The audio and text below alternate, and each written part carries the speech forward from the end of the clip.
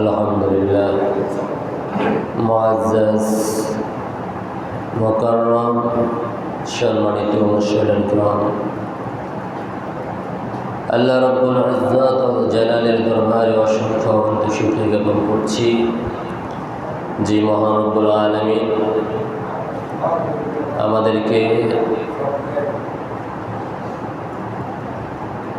রমজানের চতুর্থ জুমায় আমাদেরকে আসবার বসবার তার হুকুম পালনের লক্ষ্যে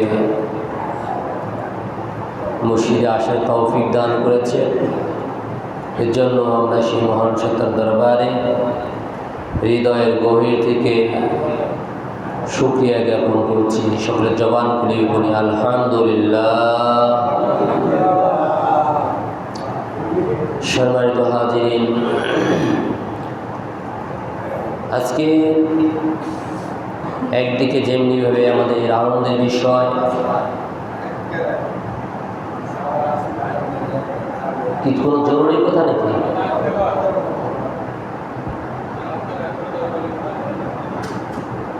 কি ছিল?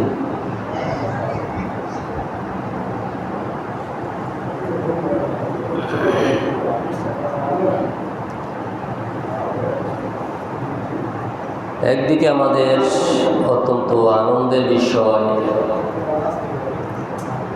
যে রমজান মাস, এটা অত্যন্ত বরকতময় মাস।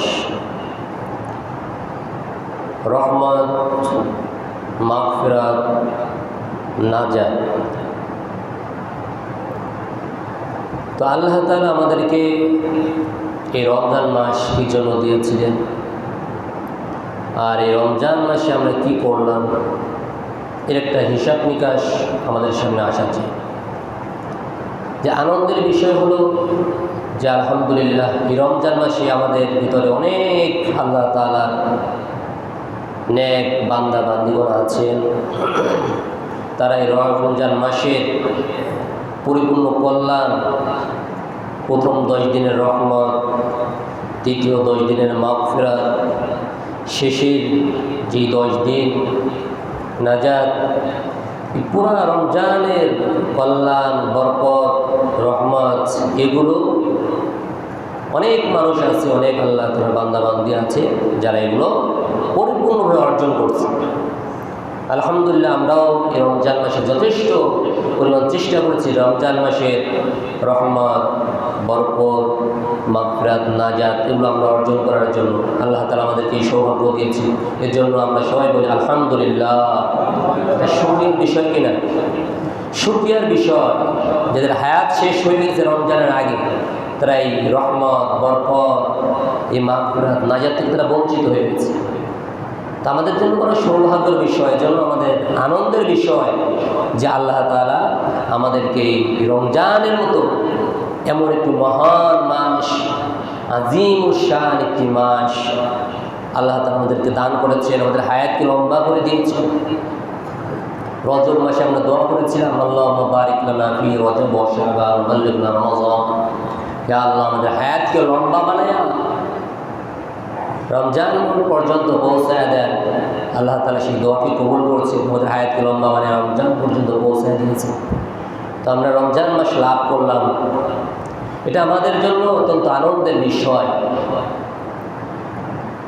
এর বিপরীতে যদি আমরা গভীরভাবে লক্ষ্য করি, তো যতটুকু রমজানের রহমত, বরকত, মাগফিরাত, নাজাত লাভের জন্য যতটুকু চেষ্টা করা দরকার ছিল, মেহনত করা দরকার ছিল, যে পরিমাণ নফল ইবাদত করা দরকার ছিল, কোরআনুল কারীম নাজিলের মাস যে পরিমাণ তেলাওয়াত করা দরকার ছিল, আমরা হয়তো খুঁজলে শতকরায় 20% পাওয়া যাবে কিনা যারা কোরআন শরীফ পড়তে পারে।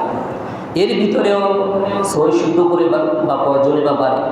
আবার রমজান মাসে যে একটা খতম কোরআন শরীফ খতম দিব, এরকম হয়তো 2-4 জন খুঁজলে পাওয়া যেতেও পারে। তো এই দিক থেকে যদি আমরা লক্ষ্য করি, এটা বড় আফসোসের বিষয়, বড় আফসোসের বিষয়, পরিতাপের বিষয় যে রমজান মাস আল্লাহ তাআলা আমাদেরকে দিয়েছিলেন অফার হিসেবে। কেমন অফার? যে একটা নফল ইবাদত করলে একটা ফরজের সওয়াব, একটা ফরজ আদায় করলে 70টা ফরজের সওয়াব। সবাই বলে সুবহানাল্লাহ। কিরকম অফার? অন্য হাদিসে আসে 1 থেকে নিয়ে 70 পর্যন্ত, কিন্তু আমলের ইখলাস অনুযায়ী 70 থেকে নিয়ে 700 গুণ পর্যন্ত। জোরে বলে সুবহানাল্লাহ। কি পরিমাণ অফার! যে রমজান মাস আমাদের থেকে চলে যাচ্ছে, এটা তো বড় আফসোসের বিষয়। কেমন অফার! যদি মনে করেন, সহজে বোঝানোর জন্য বলছি, যদি মনে করেন আপনাদের এমপি মহোদয় দীপু ভূঁইয়া তিনি যদি গাউসিয়া তার মার্কেট থেকে অফার দেয় যে আগামী যে সোম মঙ্গল 2 দিন হাটের দিন আছে, এই 2 দিনে যারা একটা বস্ত্র কিনবে, একটা পোশাক কিনবে, একটা কিনলেই সাথে 70টা ফ্রি দেওয়া হবে। কয়টা ফ্রি দেওয়া হবে? 70টা ফ্রি দেওয়া হবে। আর ব্যক্তি ভেদে 70 থেকে নিয়ে 700টা পর্যন্ত দেওয়া হবে। এই ঘোষণা যদি আজকে পুরা বাংলাদেশের সব মসজিদকে ঘোষণা দিয়ে দেওয়া হয় যে আগামী সোম মঙ্গল 2 দিন গাউসিয়া দীপু ভূঁইয়ার মার্কেট থেকে এই অফার দেওয়া হয়েছে, তাহলে গাউসিয়া তো দূরের কথা, পুরো রূপগঞ্জে জায়গা দেওয়া যাবে কিনা? মানুষের জায়গা দেওয়া যাবে? রোড ঘাট পুরো ঢাকা অচল হয়ে যাবে। তো একটা কাপড়ের কয় টাকা মূল্য? এটা তো দুনিয়ার লাভ আমরা দেখছি, বুঝতেছি, অথচ ওই দুনিয়ার লাভটা আমাদের খুব সহজেই বুঝে আসে। আর আখিরাতের লাভ যেখানে উপায় নাই, নেকি ছাড়া, আমল ছাড়া কোনো উপায় নাই, যেখানে নেকি আমল এগুলো ছাড়া উপায় নাই, সেখানের জন্য যেখানে চিরস্থায়ী সেখানে যাওয়াই লাগবে।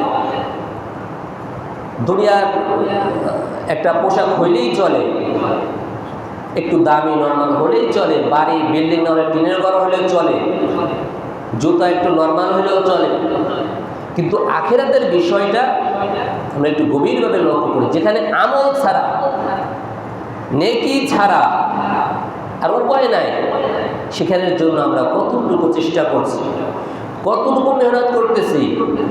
24 ঘন্টার ভিতরে 20-22 ঘন্টা, 23 ঘন্টা দুনিয়ার জন্য দিয়ে দিচ্ছি। একটা ঘন্টা সময় আল্লাহ তাআলার জন্য দেওয়া আমাদের সম্ভব হয় না। বাকি 11 মাস তো বাদই দিলাম, এই রমজান মাসেও 1-2 ঘন্টা আল্লাহ তাআলার জন্য, নামাজের জন্য, তিলাওয়াতের জন্য, জিকিরের জন্য আমরা ব্যয় করবো, এতটুকু সম্ভব আমাদের হয় না। এটা বড় আফসোসের বিষয়। তো বলতেছিলাম যে একদিকে যেমনি আনন্দের বিষয়, অপরদিকে আফসোসের বিষয়। রমজান মাস আমাদের দিকে বিদায় নিচ্ছে, আমরা কি অর্জন করলাম?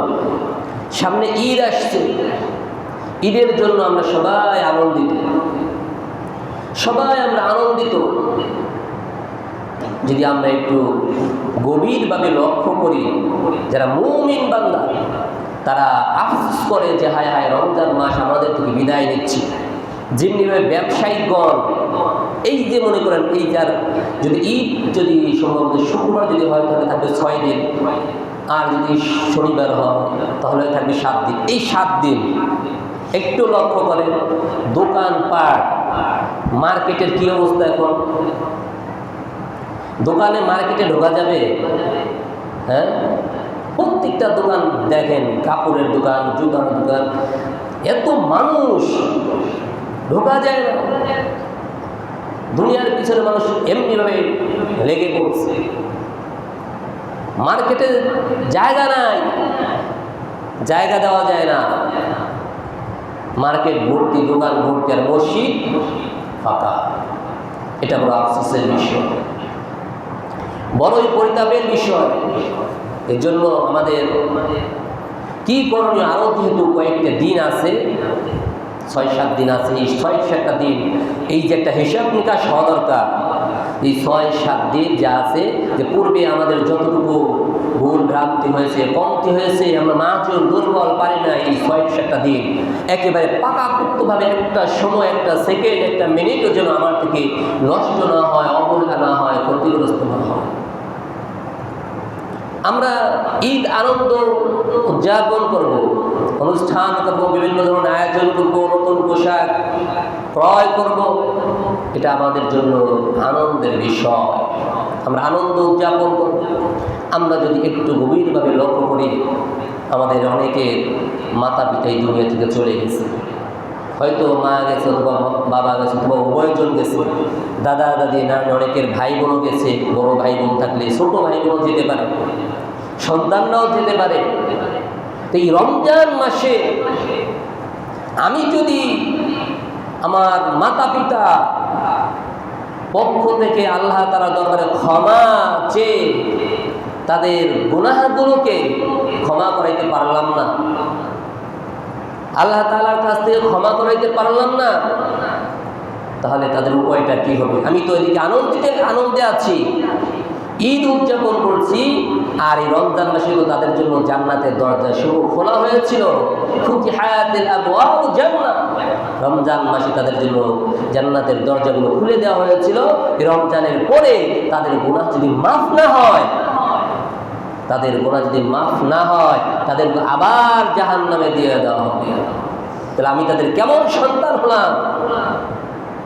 আমি তো আমাদের মাতা পিতা জায়গা জমি টাকা পয়সা সব কিছু ভোগ করছি, তারা তো সব কিছু আমাদের জন্য রেখে গেছে, মাথার ঘাম পায়ে ফেলে সন্তানকে তারা লালন পালন করে বড় করে রেখে গেছে, আর আমরা তাদেরকে ভুলে দুনিয়ার প্রতি মোহিত হয়ে গেছি।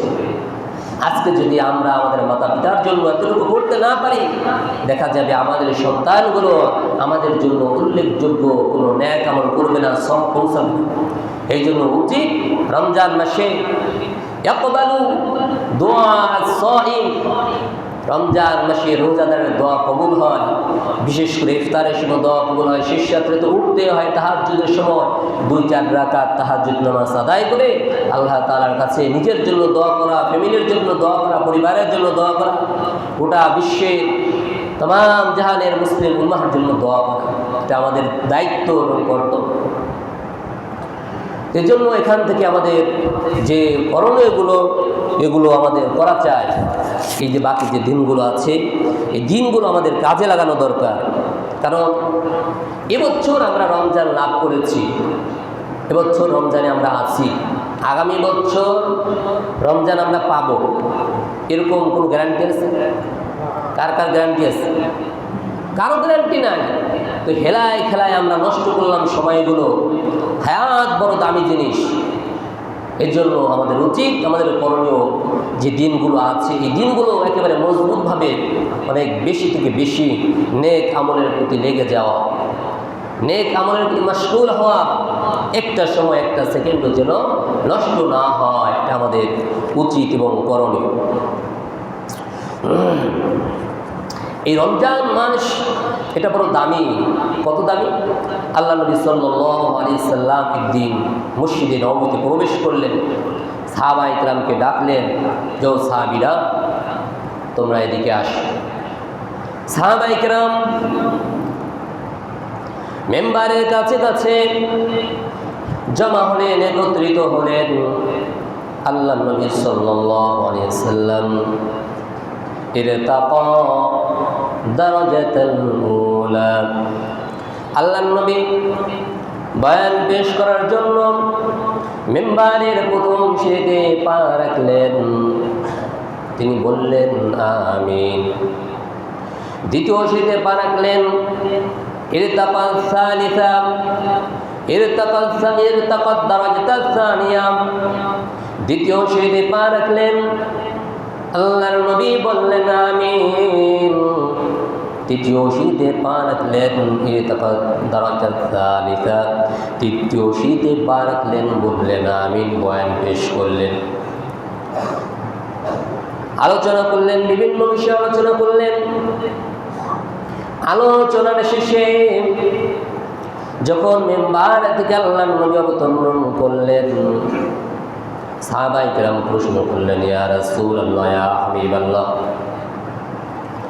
ইয়া রাসূলুল্লাহ, ইয়া হাবিবাল্লাহ, ইতিপূর্বে তো এমন ঘটনা কখনো ঘটে নাই, ইতিপূর্বে তো এমন ঘটনা কখনো ঘটে নাই। প্রথম শীতে পা রাখছেন বলছে না আমিন, দ্বিতীয় শীতে পা রাখছেন বলছে না আমিন, তৃতীয় শীতে পা রাখছেন বলছে না আমিন। কি হয়েছিল আমাদেরকে যদি একটু খুলে বলতেন তাহলে আমাদের বোঝা সহজ হতো। আল্লাহ নবী সাল্লাল্লাহু আলাইহি ওয়াসাল্লাম ঘোষণা করলেন, ও আমার সাহাবীরা, শুনে রাখো, এই যে আমি যখন প্রথম শীতে পা রাখলাম তখন জিবরাইল আলাইহিস সালাতু ওয়াস সালাম তাশরিফ আনলেন, জিবরাইল আলাইহিস সালাতু ওয়াস সালাম আগমন করলেন।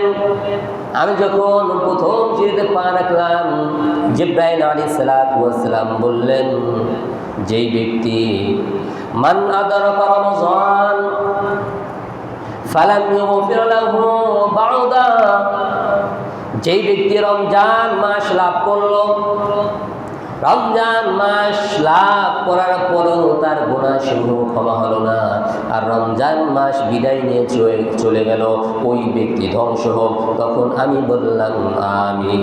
জোরে বলেন নাউজুবিল্লাহ। দোয়া করছেন কে? জিবরাইল আলাইহিস সালাতু ওয়াস সালাম। খেয়াল করতে হবে, সকল ফেরেশতাদের নেতা সর্দার দোয়া করতেছেন জিবরাইল আলাইহিস সালাতু ওয়াস সালাম। আর দোয়ার ভিতরে আমিন বলছেন। আল্লাহর পরে যেই মানুষের সবথেকে সম্মান এবং মর্যাদা, গোটা পৃথিবীর সকল মানুষের ভিতরে, ফেরেশতার ভিতরে যার সম্মান সবথেকে বেশি, বিশ্বনবী জনাব মুহাম্মদ রাসূলুল্লাহ সাল্লাল্লাহু আলাইহি ওয়াসাল্লাম, সবাই বলি সাল্লাল্লাহু আলাইহি ওয়াসাল্লাম। তিনি দোয়ার ভিতরে আমিন বলছেন। গভীরভাবে মনোযোগ দিতে হবে রে মুসলমান। দোয়া করছেন জিবরাইল আলাইহিস সালাতু ওয়াস সালাম, দোয়ার ভিতরে আমিন বলছেন বিশ্বনবী জনাব মুহাম্মদ রাসূলুল্লাহ সাল্লাল্লাহু আলাইহি ওয়াসাল্লাম। আর এই দোয়াটা কোথায় বসে বলছেন? মসজিদে নববীর ভিতরে সিঁড়ির উপরে পা রেখে দোয়ার ভিতরে আমিন বলছেন। তাহলে এই দোয়াটা কবুল না হওয়ার কোনো সম্ভাবনা আছে? কোনো সম্ভাবনা নাই। কত গুরুত্বপূর্ণ কথা। দোয়া করছেন জিবরাইল আলাইহিস সালাতু ওয়াস সালাম, দোয়ার ভিতরে আমিন বলছেন বিশ্বনবী জনাব মুহাম্মদ রাসূলুল্লাহ সাল্লাল্লাহু আলাইহি ওয়াসাল্লাম। আর দোয়াটি পড়ছেন মসজিদে নববীর এই মিম্বারে পা রেখে। দ্বিতীয় নাম্বার যখন আমিন বলছেন, এর কারণটা কি? আল্লাহ নবী সাল্লাল্লাহু আলাইহি ওয়াসাল্লাম বললেন, যখন আমি দ্বিতীয় শীতে পা রেখেছি তখন জিবরাইল আলাইহিস সালাতু ওয়াস সালাম বললেন, যুকিরতু আলাইয়া যুকিরতু ইনদাহু ফালান ইউসাল্লি আলাইয়া, যেই ব্যক্তির কাছে, যেই ব্যক্তির সামনে আমার নাম উপস্থাপন করা হলো, আমার নাম যেই ব্যক্তি শুনলো, শোনার পরে সে আমার প্রতি দুরূদ পড়ল না, ওই ব্যক্তি ধ্বংস হয়ে যায়। তখন আমি বলছি আমি। তো এখান থেকে আমরা কি বুঝলাম? যে যখনই রাসূল সাল্লাল্লাহু আলাইহি ওয়াসাল্লামের নাম আমরা শ্রবণ করব, আমাদের সামনে পেশ করা হবে, আমরা শুনতে পারবো, তখনই রাসূল সাল্লাল্লাহু আলাইহি ওয়াসাল্লামের উপরে দুরূদ, সবথেকে সংক্ষেপ এবং ছোট দুরূদ হলো সাল্লাল্লাহু আলাইহি ওয়াসাল্লাম। এই দুরূদটি পাঠ করে এটা আমাদের জন্য কর্তব্য। দ্বিতীয়বার আমিন কেন বলছেন? আল্লাহ নবী সাল্লাল্লাহু আলাইহি ওয়াসাল্লাম যখন তৃতীয় শীতে পা রাখলেন তখন বললেন আমিনের কারণটা কি? আল্লাহ নবী সাল্লাল্লাহু আলাইহি ওয়াসাল্লাম বললেন, ও আমার সাহাবীরা, জিবরাইল আলাইহিস সালাতু ওয়াস সালাম দোয়া করলেন, মান আদরাকা আবাওয়াইহি ইনদাল কিবারি আহাদিহিমা আও কিলাহুমা ফালা ইয়াদখুলুল জান্নাহ, যেই ব্যক্তির জীবনে মাতা পিতা উভয়কে বৃদ্ধা অথবা বৃদ্ধ অবস্থায় লাভ করলো, তার হায়াতে লাভ করলো, অথবা উভয় একজনকে এসে পেল, কিন্তু তাদের সেবা যত্ন করে তাদেরকে খেদমত করে তাদের সেবা যত্ন করে, তাদের খেদমত করে সে জান্নাত লাভ করলো না, জান্নাত অর্জন করে রাখলো না, ওই ব্যক্তি ধ্বংস হয়ে যাক, তখন আমি বলছি আমি মাতা পিতা উভয়কে তার হায়াতে লাভ করছে, বৃদ্ধ অথবা বৃদ্ধ অবস্থায়, বয়স্ক অবস্থায়, কিন্তু সে মাতা পিতার সেবা যত্ন করে খেদমত করে সে জান্নাত অর্জন করতে পারলো না, সে ব্যক্তি ধ্বংস হয়ে যাক, সেখানে আমি বলছি আমি। এখানে তিনটা বিষয়। এক নাম্বার বলা হয়েছে যে রমজান মাস লাভ করলো, অথচ এই রমজান মাসে নেকি করে রোজা রেখে তারাবি আদায় করে, তারাবি নামাজ করে, তেলাওয়াত করে, জিকির আজকার করে, ইস্তেগফার পাঠ করে যেই ব্যক্তি তার নিজের গুনাহগুলোকে ক্ষমা করালো না, তার গুনাহগুলো ক্ষমা হলো না, সেই ব্যক্তি ধ্বংস হয়ে যায়। দুই নাম্বার দোয়া করছে যে ব্যক্তি রাসূল সাল্লাল্লাহু আলাইহি ওয়াসাল্লামের নাম শুনলে দুরূদ করবে না, সেই ব্যক্তি ধ্বংস হয়ে যাক।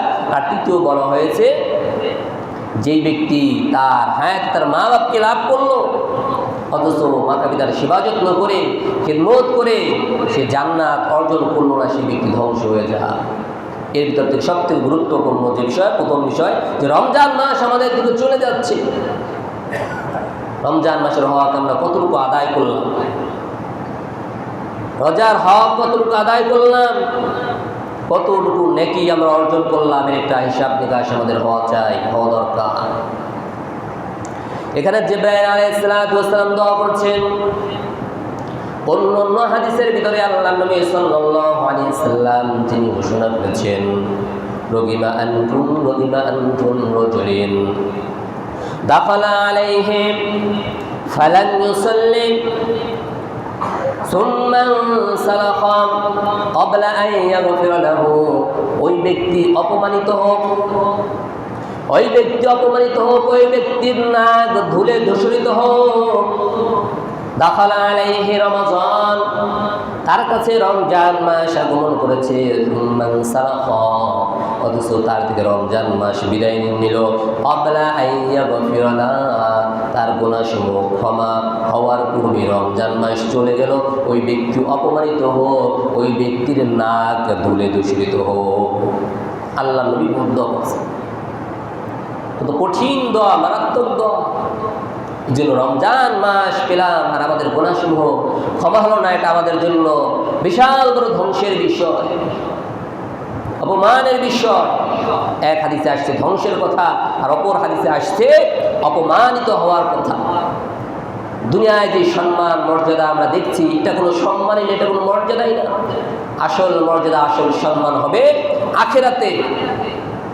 দুনিয়ার 50, 60, 70 বছর এগুলো চলেই যাবে, শেষ হয়েই যাবে। ইচ্ছা করলে শেষ হয়ে যাবে, আর ইচ্ছা না করলে শেষ হয়ে যাবে। কিন্তু আখিরাতের যে জিন্দেগি শুরু হবে, এই জিন্দেগি আর শেষ হবে না। এর জন্য সামনে যে বাকি যে দিনগুলো আছে, এখনও আমাদের সতর্ক হওয়া উচিত। প্রত্যেকটা দিন, রমজান মাসের 1 থেকে 30টা দিন, প্রত্যেকটা দিনই দামি, প্রত্যেকটা সময় গুরুত্বপূর্ণ, মর্যাদাশীল। 30টা দিন গুরুত্বপূর্ণ, রাতগুলো গুরুত্বপূর্ণ। এর ভিতরে আবার বিশেষ গুরুত্বপূর্ণ হলো শেষ দশকের বেজর রাতগুলো। লাইলাতুল কদর অত্যন্ত দামি। এর জন্য কোনো একটা মুহূর্তকে ছোট চোখে দেখার কোনো সুযোগ নাই। আমাদের উচিত এই সময়গুলোকে অত্যন্ত গুরুত্ব দেওয়া। এই রমজান মাসে যারা অসুস্থ থাকা অবস্থায়, আল্লাহ তাআলা কোরআন কারীমের ভিতরে বলেছেন ফামান শাহিদা মিনকুমুশ শাহরা ফালইয়াসুম ফামান কানা মিনকুম মারিদান আও আলা সাফারিন ফাইদ্দাতুম মিন আইয়ামিন উখরা। এই রমজান মাসে যারা লাভ করবে, রমজান মাসে যারা হায়াত লাভ করবে, তারা রমজান মাসে রোজা আদায় করবে, সিয়াম সাধনা পালন করবে। আর এই রমজান মাসে যারা অসুস্থ থাকবে, অসুস্থ হওয়ার দরুন সে রোজা রাখতে পারল না, এতটাই অসুস্থ সে রোজা রাখতে পারে নাই, পারতেছে না, অথবা রোজা রাখলে সে অসুস্থ হয়ে পড়বে বা তার জীবন নাশের বিষয় হতে পারে, তার জীবন চলে যেতে পারে, সে মরে যেতে পারে। এই ধরনের মানুষগুলো তারা এই রোজা রাখবে না। দ্বিতীয় সূরত হলো যারা সফর করবে, এক জায়গা থেকে অন্য জায়গায় যাবে, সেটা বলা হয়েছে হাদিসের ভিতরে আসছে 48 মাইল। 48 মাইলে হয় হলো প্রায় 80 কিলোমিটারের মতো। 80 কিলোমিটারের মতো হয়। এতটুকু দূরত্ব দূরে যদি কেউ সফর করে তার জন্য রোজা না রাখার অনুমতি আছে। এই দুই সূরতে কেউ অসুস্থ অথবা সফর করছে, এক জায়গা থেকে অন্য জায়গায় গেছে, এমন ব্যক্তি যদি চায় সে রোজা না রাখতে পারে, এর ক্ষেত্রে কি করতে হবে? রমজানের পরে তার একটা রোজার জায়গায় একটা রোজা আদায় করে দিতে হবে। এটাকে বলা হয় কাজা রোজা। এটাকে কি বলা হয়? কাজা রোজা বলা হয়। তার ক্ষেত্রে একটা কাজা রোজা আদায় করে দিতে হবে। আর কাফারা, কাফারা কি? কাফারা হলো ফামান লাম ইয়াজিদ ফাসিয়ামু শাহরাইন মুতাতাবিআইন মিন ক্বাবলি আন ইয়াতামাসসা ফামান লাম ইয়াস্তাতি' ফা'আমু 60 মিসকিনা। যে কাফারা হলো কেউ যদি ইচ্ছা করে রোজা রাখলো না, অথবা রোজা রেখে ইচ্ছা করে খানা খেলো, রোজা ভেঙে ফেললো, ইচ্ছাকৃতভাবে রোজা রাখে নাই অথবা রোজা ভেঙে ফেলছে, তার ক্ষেত্রে কাফারা দিতে হবে। কাফারা কত? শাহরাইন মুতাতাবিআইন, লাগাতার 2 মাস। কয় মাস? 2 মাস রোজা রাখতে হবে, যার ভিতর থেকে যদি একটা রোজা ভেঙে ফেলা হয় তাহলে সেটা বাতিল হয়ে যাবে, আবার নতুন করে 2 মাস রাখতে হবে একটা রোজার জায়গায়। আর যদি এই 2 মাস রোজা রাখা সম্ভব না হয় তাহলে কি করবে? 60 মিসকিনা, 60 জন মিসকিনকে, এই সাদাকাতুল যে ফিতির আছে, 60 জন মিসকিনকে 110 টাকা করে, তাহলে হবে 6600 টাকা। প্রতি রোজার বিনিময়ে 6600 টাকা করে দিতে হবে কাফারা। কথা কি বুঝতে পারছেন? একটা রোজার বিনিময়ে 2 মাস রোজা রাখতে হবে, আর 2 মাস রোজা যদি রাখতে না পারে তাহলে একটা রোজার বিনিময়ে 6600 টাকা গরিব মিসকিনকে দান করতে হবে। আর এর আগে যে কাজার কথা বলছিলাম, কেউ যদি এমন অসুস্থ হয় কি যে রমজানের পরেও তার দ্বারা কাজা আর সম্ভব না, তাহলে সেক্ষেত্রে তার জন্য একটা রোজার জায়গায় একটা ফিদিয়া 110 টাকা করে দান করতে হবে। তখন আসেন সাদাকাতুল ফিতির। সাদাকা অর্থ দান করা, সাদাকা অর্থ কি?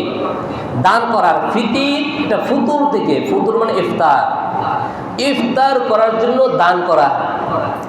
যাদেরকে আল্লাহ তাআলা যাদেরকে সামর্থ্য দিয়েছে, তারা অনেক মানুষের সামর্থ্য নাই, তারা যেন ঈদের দিনে এই সাদাকাতুল ফিতরের মাধ্যমে ঈদ উদযাপন করতে পারে, ঈদের আনন্দ করতে পারে, এজন্যই মূলত এই সাদাকাতুল ফিতর।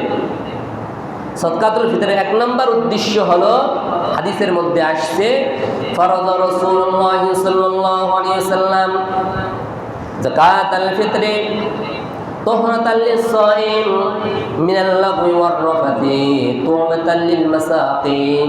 এই হাদিসের ভিতরে সাদাকাতুল ফিতর যে ওয়াজিব, এর 2টা উদ্দেশ্য এখানে বলা হয়েছে, 2টা লাভের কথা বলা হয়েছে। 1 নম্বর লাভ হলো তুহরাতাল লিস-সাইম মিনাল লাগwi ওয়ার রাফাতি, এটা রোজাদারের জন্য পবিত্রতা। কেমন পবিত্রতা? আমরা যে রোজা রাখছি, রোজা রাখছে, আমাদের রোজা হয়েছে, কিন্তু এই রোজার ভিতরে ইচ্ছায় হোক অনিচ্ছায় হোক কোনো ভুলে কোনো ধরনের আমরা কথা বলে ফেলেছি, বা বিভিন্ন ধরনের কথা বলতে গিয়ে অনেক কথা হয়তো গীবত বলা বা মিথ্যা বলা বা কোনো ফাহিশা কথা আমরা বলে ফেলেছি, বা অন্য কোনো ত্রুটি আমাদের দ্বারা হয়ে গেছে, এই সকল ক্ষেত্রে যে গুনাহগুলো হয়ে গেছে এগুলোর ক্ষেত্রে এই সাদাকাতুল ফিতর আমাদেরকে পবিত্র করে দেবে। বলি সুবহানাল্লাহ।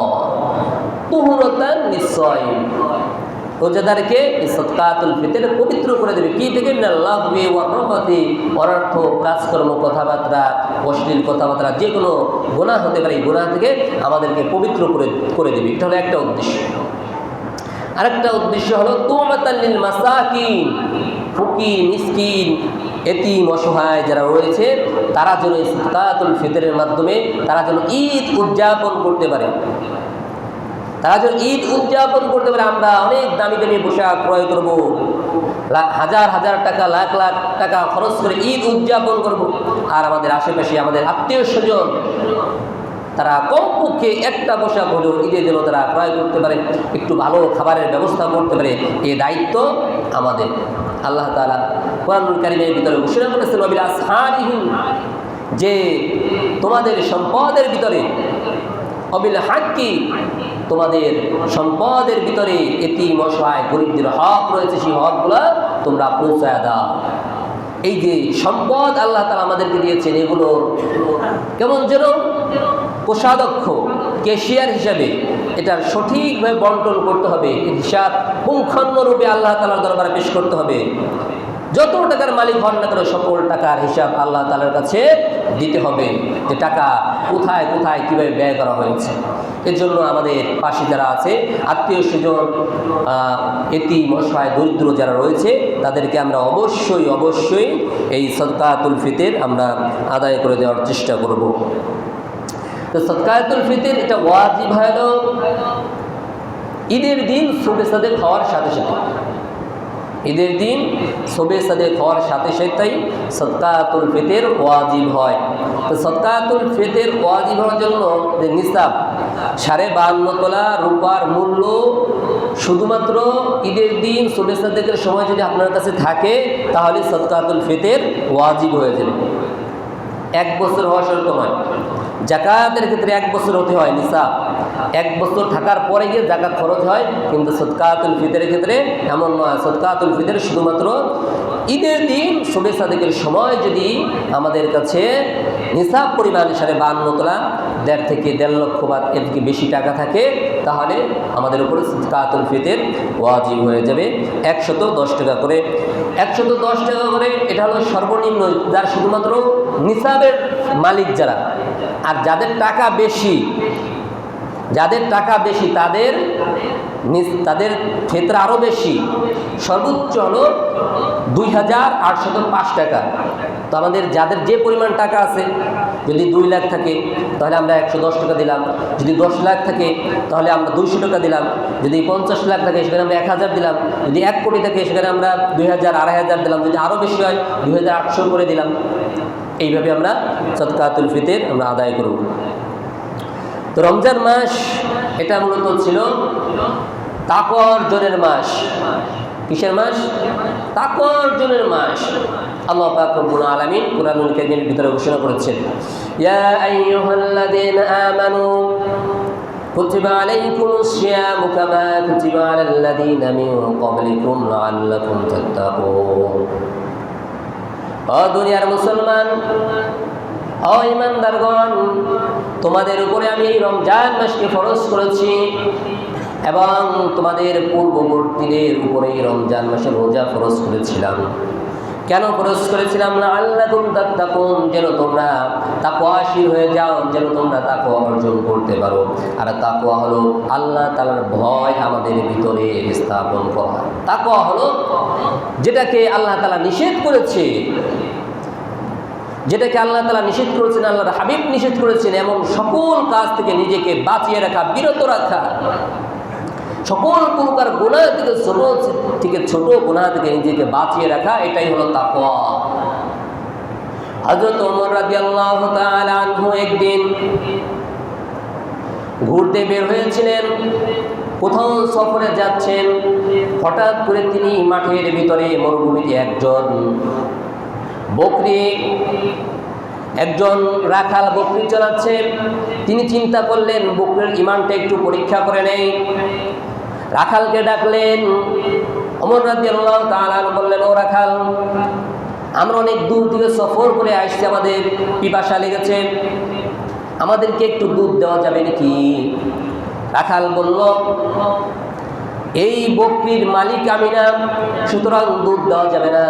ওমর রাদিয়াল্লাহু তাআলা আনহু তাকে আবার পরীক্ষা করলেন যে তুমি আমার কাছে একটা বকরি বিক্রি করো, তাহলে এর দ্বারা আমরা দুধও পান করতে পারবো এবং গোশতও খেতে পারবো, আর তুমিও কিছুটা উপকৃত হলে। তখন ওই রাখাল বলল, যেই বকরির মালিক তো আমি না, এগুলো বিক্রি করতে পারবো না। তখন ওমর রাদিয়াল্লাহু তাআলা তাকে বললেন যে মালিক তো তুমি না, ঠিক আছে, কিন্তু মালিক তো জানতে পারবে না। এই বকরির মালিক সে তো বাসায় রয়েছে, বকরির মালিক তো জানবে না। তুমি তাকে বলবে যে একটা বকরি বাগে ধরে নিয়ে গেছে। তখন ইয়াকাল বলল ফাইনাল্লাহ, আল্লাহ তাআলা কোথায়? আল্লাহ তাআলা তো আমাকে দেখছেন, আমি যেই বকরি বিক্রি করবো এটা তো আল্লাহ তাআলা দেখছে। তখন ওমর রাদিয়াল্লাহু তাআলা আল্লাহু আকবার, কেউ দেখবে না, মালিক দেখবে না, তোমার বকরির মালিক দেখবে না, জানবে না, অথচ আল্লাহ তাআলা তো দেখবে। এমন তাকওয়া অন্তরে ফিট করা, দুনিয়ার কেউ যদি না দেখে আমার আল্লাহ তো দেখতেছেন, আল্লাহ তো জানেন, আল্লাহ তাআলা দেখতেছেন, এমন একদিন পয়দা করা, এটা হলো তাকওয়া। এটাই রমজানের শিক্ষা। এই রমজানের যে শিক্ষা, তাকওয়া যেন আমাদের প্রত্যেকের ভিতরে চলে আসে, এটা হলো আমাদের রমজানের শিক্ষা। রমজানের গুরুত্বপূর্ণ 4টি আমল। 1 নম্বর হলো কালিমা পড়া বেশি বেশি, লা ইলাহা ইল্লাল্লাহ। 1 নম্বর আমল কি? লা ইলাহা ইল্লাল্লাহ। আর 2 নম্বর আমল হলো আস্তাগফিরুল্লাহ, আস্তাগফিরুল্লাহ, বেশি বেশি ইস্তিগফার পাঠ করা। 3 নম্বর আমল হলো আসআলুকাল জান্নাহ, জান্নাত লাভের জন্য বেশি বেশি দোয়া করা। আর 4 নম্বর আমল হলো ওয়া নাউযু বিকা মিনান নার, জাহান্নাম থেকে মুক্তির দোয়া করা। এই 4টা দোয়া আমরা বেশি বেশি করব। বাকি যে দিনগুলো আছে এই দিনগুলোর ভিতরে বেশি বেশি দোয়া করব। আর সর্বশেষ যে আমলগুলো করবো সেটা হলো বেশি বেশি দোয়া করতে হবে আল্লাহ তাআলার কাছে, তওবা করতে হবে, ইস্তেগফার করতে হবে। তওবার জন্য 4টি শর্ত। কয়টি শর্ত?